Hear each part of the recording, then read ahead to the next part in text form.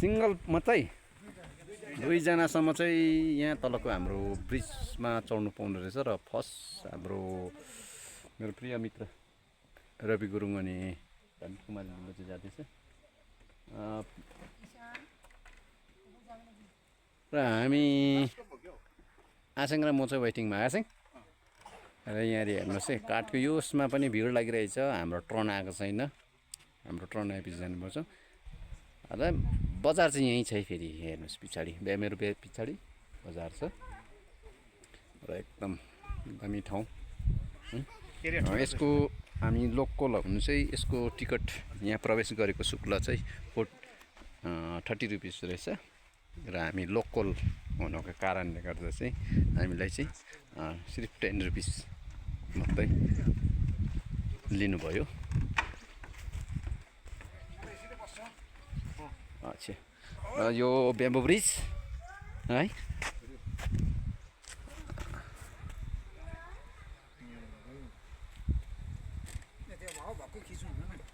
आयो गर्छ सरको क्यामेराबाट ल अच्छा म ब्याम्बो ब्रिजमा चलिरहेछु अलिकति यो चाहिँ यहाँनिर चाहिँ एकजना दुईजना भन्दा बेसी किन नदिएको भन्दाखेरि चाहिँ बुई पुरै लेन्जिङ हुँदो रहेछ नि पुरा हल्लिँदो रहेछ नि सर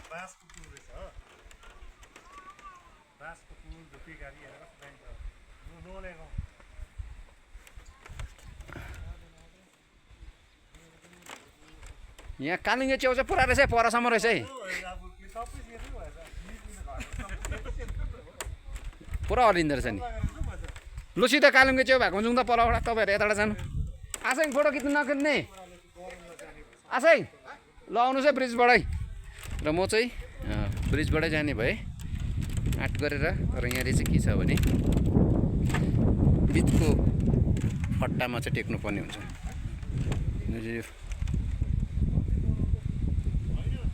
जग्गा छ दामी हाइट चाहिँ अलिकति भए पनि उयो छ आउनु आसँग आउनु तपाईँलाई म भिडियोमा उतार्छु दुईजना त पाउँदो रहेछ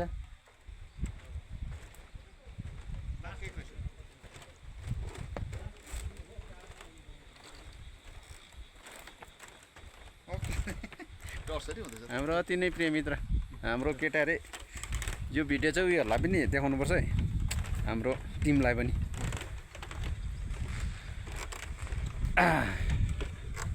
र धेरै दिन बादमा तर मलाई मन परेको भनेको चाहिँ यो हो र हेर्नु दाजु धुप्पीको यहाँ चौतारा एकदम सिमेन्टेड हो नि यहाँ जुन चाहिँ देख्नु हुँदैछ है र हाम्रो बतासेमा चाहिँ हामीको पनि यस्तै छ यहाँ हेर्नु त सेम काठको आरसिसी हो नि फेरि देख्दाखेरि चाहिँ बाकलको देखिरहेछ हो एकदम बाकल जस्तो लाग्यो तर सिमेन्टेडै हो यहाँ मुढा हेर्नु चाहिँ रुखको हो र यस्तो चाहिँ हामी दामी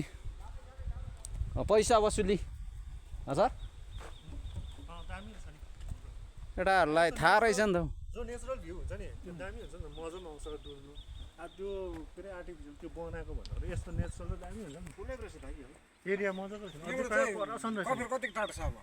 के चाहिँ 5 किलोमिटर 4 किलोमिटर राम्रो छ त्यहाँबाट मलाई यस्तो झर्नु होला रेडी भएर यही यस्तै नेचुरल भ्यू हुनु कारणले गर्दा उपति ब्याकग्राउन्डमा पछाडिको होटलहरू बिल्डिङहरू बनिएको चाहिँ यही भ्यूसले गर्दाखेरि हो भ्यूले गर्दाखेरि हैन यस्तो दामी छ यो हैन अझै नि के गर्नु जानेन भने यहाँ पर एउटा यो यसको यहाँ पर कफेरको त्यो पुल छ नि पुरानो पुल त्योलाई अझै मजाले बनाएको यो दामी हुन्थ्यो यहाँ पर छ कि तर त्यो चाहिँ के भएको छ भने त अहिले त्यो चाहिँ अब बिग्रिसकेको छ बनाएको छ बाहिर त्यो गेटबाट अलिअलि खिच्नु दिन्छ तर हिँड्नु दिँदैन पहिला चाहिँ त्यो रुखमा थाहा थियो बनाएर हिँड्ने ल ओके तपाईँहरूले यहाँ आउनेले जे जति खाए पनि है यहाँ डस्टबिन चाहिँ डस्टबिन पनि एकदम नेचुरल हामी भने प्लास्टिकको हामीले त प्लास्टिकको युज गर्छौँ यहाँ त हेर्नुहोस् अर्ग्यानिक डोको हो र अलिकति हामी जग्गा दामी हो है मजाको